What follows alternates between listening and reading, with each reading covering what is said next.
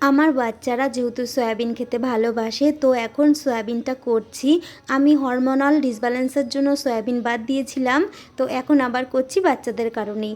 এক এক সময় এক একভাবে করি, আমি এইভাবেও করে দেখলাম, খুব ভালো লাগে। সয়াবিনটা করেছি কি, ভালো করে সেদ্ধ করে নিয়েছি, আর এদিকে সর্ষের তেল মানে গরম করে তাতে সাদা জিরে, গরম মশলা, তেজপাতা ফোড়ন দিয়েছি। এই সময়ই দিয়েছি আমি হলুদ। হলুদ এই সময় দিলে রঙটা ভালো হয়, যেহেতু আমি কোনো লঙ্কার গুঁড়ো ইউজ করি না, তাই আমি হলুদটা এই তেলের সময় মানে যখন ফোড়ন দিই তখন দিয়ে দিই, রঙ ভালো আসে। আর পেস্ট হিসাবে প্রথমেই দিয়েছি, আমি প্রথমে ব্যবহার করেছি একটা গোটা রসুন, আর হচ্ছে টমেটো একটা পেস্ট করে দিয়ে দিয়েছি তেল ফোড়নের পরে, মানে মশলা ফোড়নের পরে। এবার ভালো করে কষিয়েছি। আর সয়াবিন কিন্তু এই ক্ষেত্রে খুব ভালো করে সেদ্ধ করেছি, সেদ্ধ করে আবার দুবার ধুয়ে নিয়েছি। আর আলু ছোট ছোট করে কেটে ভেজে তুলে রেখেছিলাম। এরপরে আমি দিয়েছি পেঁয়াজের একটা পেস্ট, 4টে পেঁয়াজ ছিল, আদা ছিল তার পেস্ট, আর দিয়েছি আমি কাজু আর হচ্ছে সাদা জিরের পেস্ট। আমি কাজু আর সাদা জিরে একসাথে পেস্ট করেছি আমার সুবিধার্থে, আলাদা করলেও কোনো অসুবিধা নেই।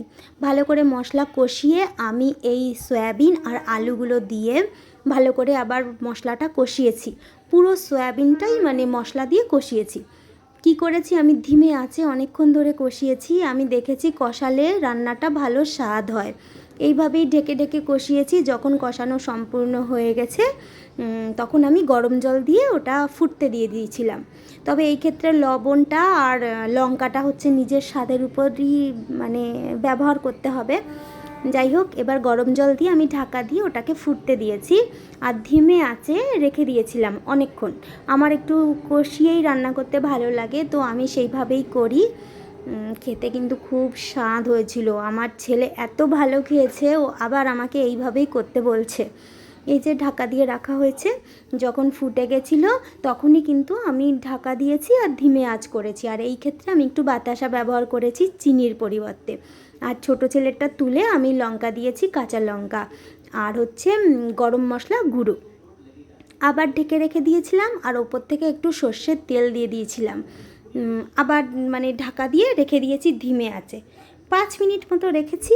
তারপরে যখন খুলেছি, খুব স্বাদের গন্ধ বেরোচ্ছিল, ইয়াম্মি লাগে গরম ভাতের সাথে। গরম ভাত কেন, রুটির সাথে বলুন, বা যে কোনো সময় রাতের রান্নাও একেবারে আমি যেহেতু করে নিই, আমাদের তো খুব ভাল লাগে রুটি ভাত সব কিছুর সাথেই। তবে আমার যেহেতু রুটি করা সেদিন হয়নি, আমরা ভাতের সাথেই খেয়েছি। খুব স্বাদের হয় কিন্তু এইভাবে সয়াবিন করলে, মাঝে মাঝে করলে ভালোই লাগে। তো এখন এই জন্য বিভিন্নভাবে বিভিন্ন সময়ে সয়াবিন করি।